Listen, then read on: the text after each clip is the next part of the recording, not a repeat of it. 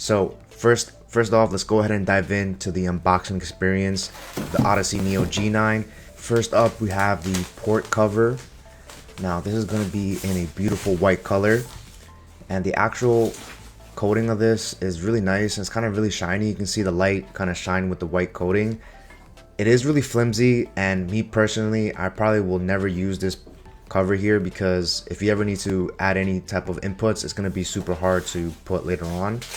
Next up, we have the monitor stand itself. This is going to be arm portion, and I do love the color scheme of this. This is very similar to all of the other Odyssey Neos out there. They have this really nice white and black scheme, very reminiscent of a PS5, and definitely a beautiful monitor arm. It is hefty though. Next up, we're going to have the feet here. Now, this is not my favorite part of this monitor at all because it is very wide and it takes up so much space. It's going to eat up almost your whole desk, and I highly recommend getting a monitor arm. But what I do like about the stand though is it does have wingtip screws on the back, which makes installing the actual feet easier on the actual monitor arm. Then we have the core lighting cover over here. It's a little two-piece thing. I sometimes forget to put it on, to be honest. And then we have the VESA mount adapter. Now you are going to need to use this if you're going to attach it to a monitor arm. And next up, we have all of the accessories here in a bag. First up, we're going to have a USB upstream cable. We're going to have a nice US plug here. There's no power bricks. It's built into the monitor itself. We have the DisplayPort cable, and then we have an HDMI cable as well. And then finally, let's go ahead and lift this styrofoam away to reveal the beautiful, massive 57-inch gaming monitor. Now, normally I would lift this up myself, but it's so heavy and massive that I just rather just install the actual monitor arm first. But take a look at the size of this. This thing is huge. I'm gonna give you a more up close and personal look. And on the bottom left, we're gonna have the US plug, and then all of our ports are gonna be on the bottom right portion of the monitor. Alright, let's go ahead and install the monitor arm. First thing we're going to do is we're going to angle it in place. Now there are 4 screws that are attached to the actual monitor arm, so you are going to need to use a Phillips screwdriver, and it's a little bit tedious and a little bit annoying. I prefer monitor arms that are easier to install, but 4 screws is all it's going to take.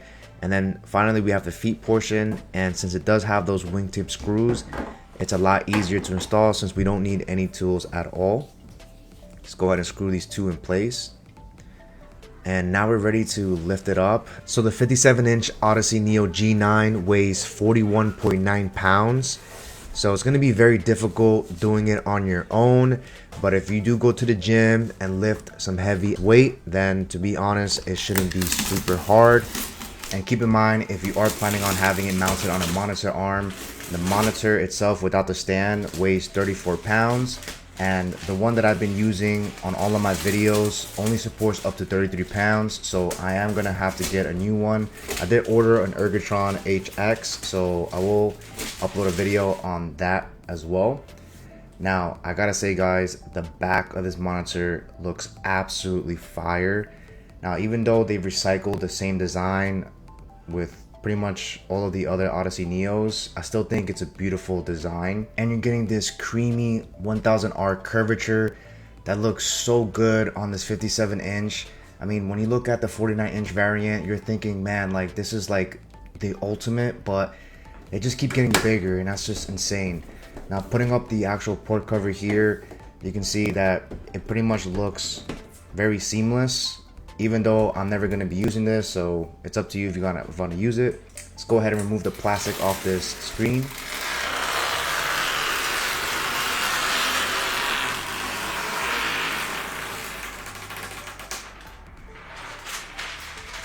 Now tell me that wasn't satisfying to watch. Now I'm going to go ahead and remove all these final plastic pieces all around the monitor.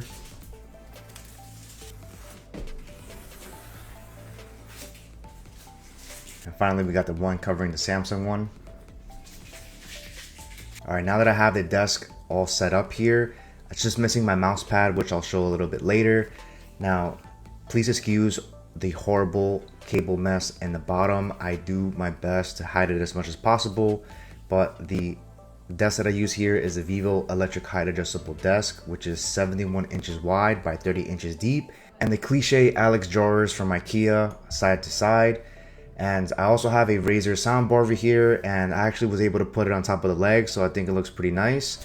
But other than that, the monitor itself kind of blocks a lot of the stuff, so I can't wait to get a monitor arm. Now, I ran into some issues trying to power on this monitor, and I finally figured it out. Because this monitor has a super ridiculously high refresh rate and resolution, it does require DisplayPort 2.1, which every time when I powered it on, it was looking for that signal. So I had to manually go into the menu settings and change it to 1.4.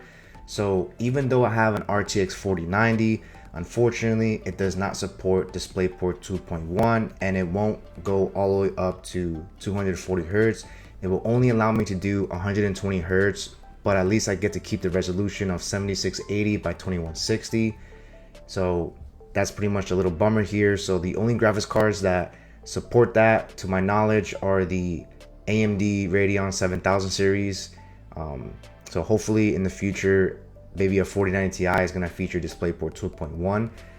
Now, this monitor, the display is stunning. It's beautiful. It's gorgeous. It's fire. Like, the dual 4K resolution on this is just something that you have to really see for your own eyes. And it just so much better than 1440p, hands down. This is beautiful, and I'm just gonna go ahead and open up multiple windows so you guys can see here. Having 3 windows opened up, I mean, you're getting an amazing display, and I can see so much of that, and this is just a beautiful display. Now, the only thing I hate about this monitor is the monitor stand, and as you can see here, I have this beautiful mouse pad from Highstar, and this is basically their largest mouse pad. And because of the feet sticking out so long, you can see that it basically covers, it would cover it. But I spent a lot of money on this gaming pad, and best believe I am not going to put it on top of the mouse pad. Now, powering on the Razer Leviathan V2, and it looks pretty nice. You can see the little LED lights on the bottom. It looks really cool. So if you guys enjoyed this video, please like and subscribe, and stay tuned for a review of the Odyssey Neo G9, because it's going to take me a couple of days for me to really test it out. So stay tuned for that.